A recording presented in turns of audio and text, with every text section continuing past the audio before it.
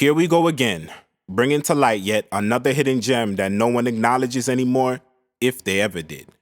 Following a war between two factions that go back 300 years, actually Japan's Sengoku era is the foundation of what this is built on.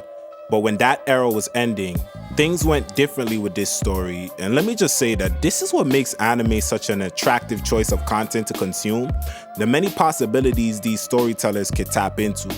But anyways, the assassins from the Sengoku era didn't quite go away, they just been embedded into the underworld of Japan. The two unfathomable events that should not happen but inevitably will happen and will lead to the Earth's demise is the resurrection of the evil entity inhabiting the head of Sanada Yukimura and the mobility of, and I quote from the anime, that thing, which we will quickly find out is this dragon. If it flies, it won't be pretty. There's a bit of an issue following the plot as you watch it, because it's not really as clear as the way I gave it to you, besides the little narration you get opening up the first episode. But anyway, here comes one man that must stop the madness, a ninja who possesses psychic powers, my man Miroku. Things are not just a walk in the park for him as he encounters countless entities with accompanied demons trying to conquer the realm, and is forced to take and barely passes tests that would psychologically vegetabilize the average human being in real life. And I enjoyed this aspect of it too because it utilizes a lot of occultic and esoteric elements to really drive home the fact that Miroku is a psychic, instead of just calling him one and giving him supernatural abilities only showcased when he fights. Another thing with Miroku, his father is the leader of a clan actually, of ninjas with super abilities. That's where he gets it from. His father is the one who calls on him to take these dudes down because Yukimura, that I mentioned earlier, is possessed. More on that just now. Towards the end of the second episode is where the discovery of this alien ship, yes, there's aliens in an ancient ninja assassin Japan story, hence what I said a moment ago about endless possibilities. But yeah, we learn about an alien involvement in our story. It isn't clear whether demon or alien, but that's the source of where Yukimura is being possessed from. Story-wise, I gotta say it, man, you'll probably lose it halfway through the anime. There's about 6 episodes and only 20-something minutes each, but that's okay because that's not really the main appeal to this anyways.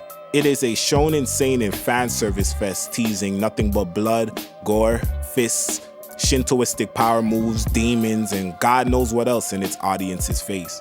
The format for this was so magnetic to my interest level because it's set up in a fashion in which you don't see often. The action component to Senshi Miroku is in a brawl between trying to be a shonen battle anime, like the setup of a good versus evil team with a main character, hero that has his own unique art style that pops out from everyone else. Same with this fighting technique too and all of that. And then being that action fantasy demonology 90s OVA story, which allows it to feel a lot different from anything else just off of that alone. With the shonen aspect, that shines through on the fact that it's a good versus evil standoff battle. The Sanada 10 Braves versus Miroku and his dudes, with a plethora of showcase physical abilities here. There's so much action in this thing that it is ridiculous. Of course, the 90s OVA part of it is the constant blood, demons, and extremely fast, let's be honest here, rushed pacing. The art and animation for this one is all over the place. I enjoyed the design of most of the characters, others not so much. The animation, again, this is also fighting between two sides. Sometimes it has this very trashy retro straight to video look about it, and other moments it seems to have an alright budget. Aside from that, not much to say on it. Music, here's the thing. This may have some of anime's best music, particularly because of how it varies. Sometimes it has the typical OVA action-heavy theme music that you expect, translation, forgettable. Other times it has this unique, I don't even know how to describe it to you, it feels like video game music from that time period, like the Super Nintendo stuff. I said this about, I think it was Ninja Resurrection I said it about, but that's extremely upper-pitched and vibey, stuck in your head type, you know? And it comes and goes in very fast bursts. Considering this is 1989, the art and animation get a little bonus here. As you begin to move through the second half of the anime, like the 4th episode, where the ship gets more involved in stuff, it moves into blending that sci-fi-ish element into the mix. I just want to throw this point on, which can throw you off a bit because at first this comes off as a strictly ninja and Shinto-based action OVA, so be ready to see some of that as well. Overall, let me just jump out the window and say, this might be one of the best anime I've seen from that retro time period. Assuming you aren't looking for something to take seriously, the depth and the story or whatever, which of course with these OVAs, most of us are not, so. This goes back to the way anime used to feel when I was younger, when I was drawn to things and worshipped certain anime just off of how violent it could be and how much action there was and all of that, and having so many characters with different abilities. That's how anime used to feel for me, at least. If you ever seen the series Basilisk, it kind of reminds me of that one in a lot of ways, but dark as that series already was, this one is even darker. But yeah, the two relate in where there's a shit ton of characters running around, brutally killing each other.